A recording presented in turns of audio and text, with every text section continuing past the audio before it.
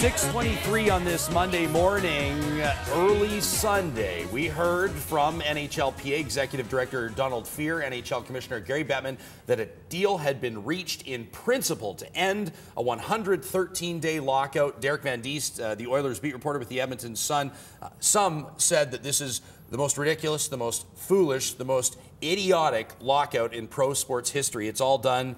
Was this a CBA worth waiting for now that we see what the details are that they were fighting over? Well, I think for the fans, no, because I think the fans wonder why couldn't they have done this deal in the summer.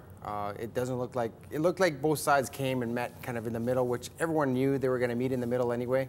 I remember I talked to Sean Horkoff yesterday about the CBA, and I said, was it worth it for the players? And he says, yes, for the players it was worth it because the initial deal that they got was so bad that they had to work their way up towards this deal with the owners. But you look at this deal and you go, you know what? They've met in the middle. They both had 1 point one side and they ended up meeting in the middle anyway. Why did it take so long to meet where they did? And I think that's the frustration with fans right now. It's going to be very interesting to see what happens once the puck drops on the regular season. Will hockey arenas be full of fans? Will players get booed when they return? Will there be cheering because people have been hungry or desperate to see their favorite sport? What kind of a reaction are you expecting when NHL hockey returns to the ice? And do you think it'll be different in a city from Edmonton as opposed to a city like Phoenix or a city like Miami? I think it'll be a lot different. In Canadian cities, I don't think they'll suffer at all. I think here, Montreal, Toronto, Vancouver, fans will come back to watch hockey. They've been missing hockey. They'll come back in droves to watch hockey. I think the markets in Phoenix, in Florida, Tampa Bay, those non-traditional hockey markets, those are the ones where the NHL will have to do a lot of work to bring fans back into the building. And all the success that they had before in those markets, that's all been wiped away. And now they have to start fresh, and they really have to sell the game again to those people down there. You talk about success that they failed to capitalize on or momentum that they lost. I look at a market like Los Angeles. Wayne Gretzky goes down there. He makes hockey popular in California. We've seen NHL players now being drafted out of the state of California. The LA Kings finally win the Stanley Cup, and then the league locks itself out in one of the biggest media markets in North America, one of the biggest media markets in the world. Do you think that the league is aware of this type of loss of momentum? Do you believe that there's going to be a message to the fans that the league is sorry, that it regrets the lockout, that it wants the fans back?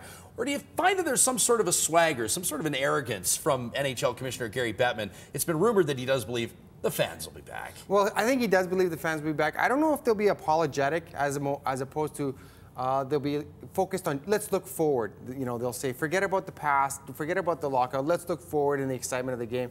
I know, speaking of Patrick LaForge yesterday, I don't think they're going to put a welcome back, painting on the ice. They're going to just kind of focus on the optimism of the upcoming 48-game season, and then they're going to try kind of brush it under the rug. Hey, forget about the lockout. Let's look forward and we got hockey back. Let's get excited about hockey. We see that the upper limit on the cap in the first year, $60 million. The second year will be $64.3. That was one of the sticking points that they were fighting over. An opt-out clause after 8 years on a 10-year deal. 2 amnesty buyouts. He referenced Sean Horkoff. Some people are bringing his name up in this. What does the CBA look like specifically for the Edmonton Oilers? Is this a good one over the next 8 to 10 years? So just looking at the bullet points of the CBA, I think the important one there is the variance, and I think that's, to me, the players are very happy with the pension. The pension, I guess, was a big deal for the players, but also the variance in contracts. So you can't have a front-loaded contract.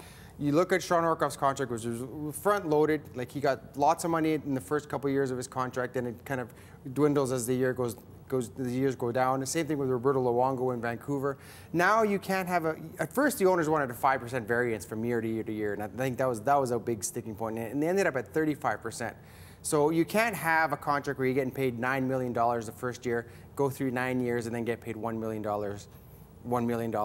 the 9th year. And I think that's a pretty good deal for the Oilers now, because now they're going to really have to, they can't front load a lot of the contracts, and they're going to have to really work with the salary cap, because if they want to keep Ryan Nugent-Hopkins, if they want to keep Taylor Hall, if they want to keep Jordan Eberle, if they want to keep Neil Yakupov and Justin Schultz and these players, they really, really have to do their work, and they really have to kind of have all these contracts look the same, and they can't front load these contracts and have 5 Roberto Luongo contracts. Okay. You know, Derek has a great piece in today's Edmonton Sun. Great expectations. Talking about Steve Tambellini, the Oilers GM, eager to see Justin Schultz perform on ice. We know that you've got a busy day. This is the day you've been waiting for months. We want to thank you for joining us today. Not a problem. It's always Derek a pleasure, Van Diest, the Edmonton Oilers beat reporter, back on the job officially. Must feel good. It's 6:28. We talked to Oilers president Pat LaForge in the 8 o'clock hour. We've got news, traffic, and weather right after this.